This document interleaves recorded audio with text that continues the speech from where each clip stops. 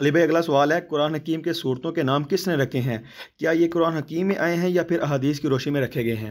دیکھیں جی، اجماع امت ہے اس بات پہ کہ قرآن حکیم کے جو نام ہیں یہ اللہ تعالیٰ نے اپنے محبوب صلی اللہ علیہ وآلہ وسلم کو سکھائے اور آپ نے اپنی امت کو سکھائے۔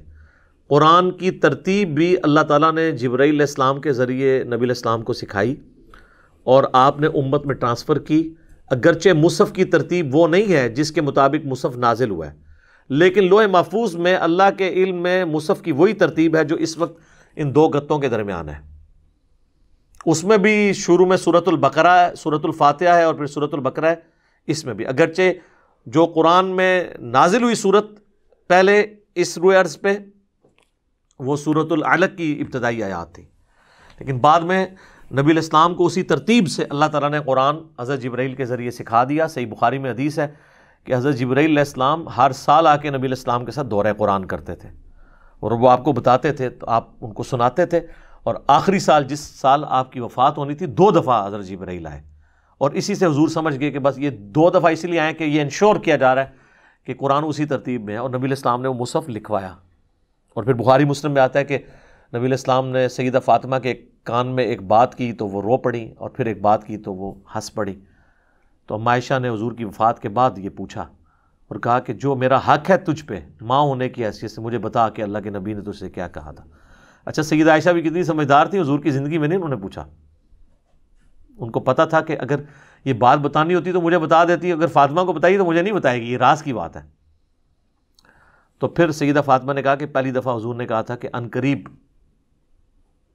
میری موت ہونے والی ہے، کیونکہ جبرائیل علیہ السلام پہلے ہر سال 1 دفعہ آتے تھے، اس دفعہ 2 دفعہ آئے ہیں، مجھے لگتا ہے کہ اب میں اگلے سال باقی نہیں رہوں گا۔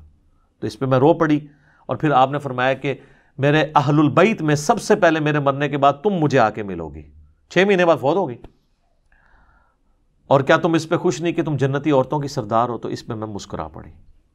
تو نبی علیہ السلام وہی لکھواتے تھے، کاؤنٹر ویریفائی کرتے تھے، سنتے تھے، اور پھر اس طریقے سے یہ سلسلہ چلتا تھا آگے۔ تو اسی میں آپ علیہ السلام نے صورتوں کے نام بھی تجویز کیے اللہ کے بتانے پر۔ احادیث میں تو نام موجود ہیں، لیکن حدیث کا محتاج نہیں ہے یہ مصحف قرآن کے ناموں اور صورتوں کے ناموں کو ڈیٹیکٹ کرنے کے لیے، کیونکہ جتنی بھی صورتیں ہیں نا جی، ان کے جو نام ہیں نا وہ ان صورتوں کے اندر موجود ہیں۔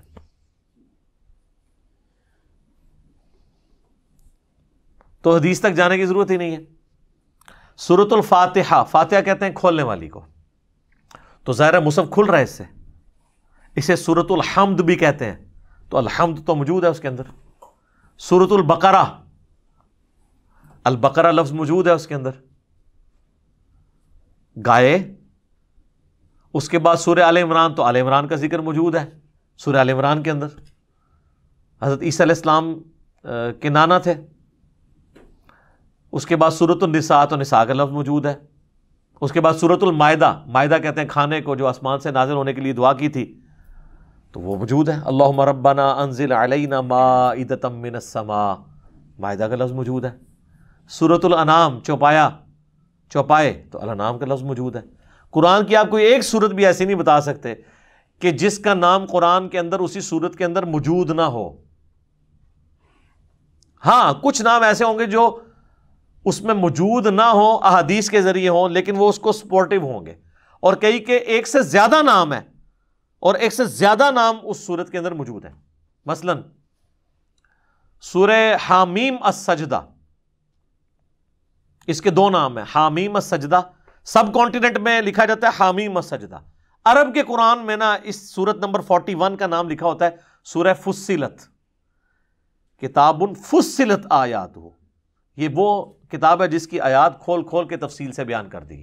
تو یہ فصلت کا لفظ اس سورت میں موجود ہے۔ ہمارے سب کانٹیننٹ کے قرآن میں سورۃ المؤمن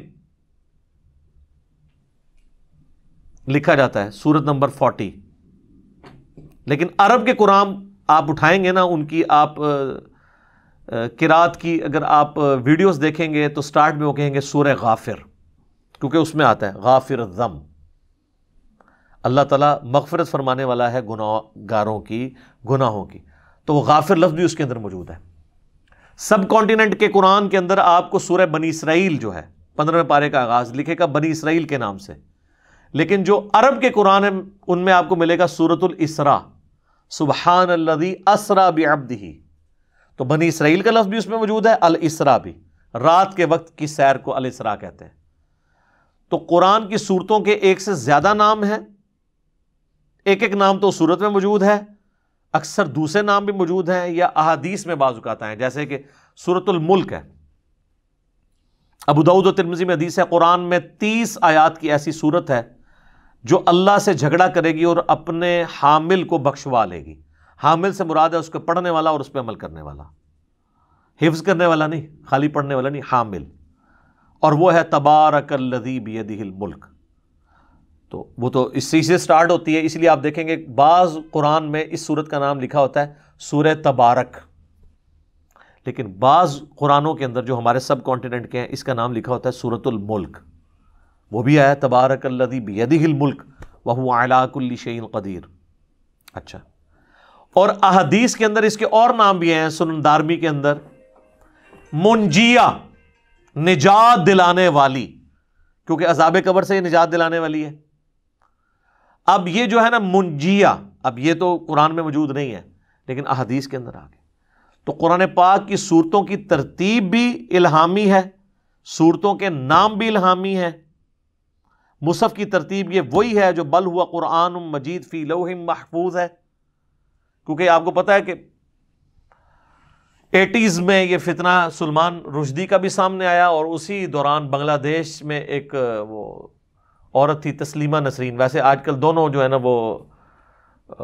وہ جن اور جننی دونوں شیاطین کو انگلینڈ نے پناہ دی ہوئی ہے۔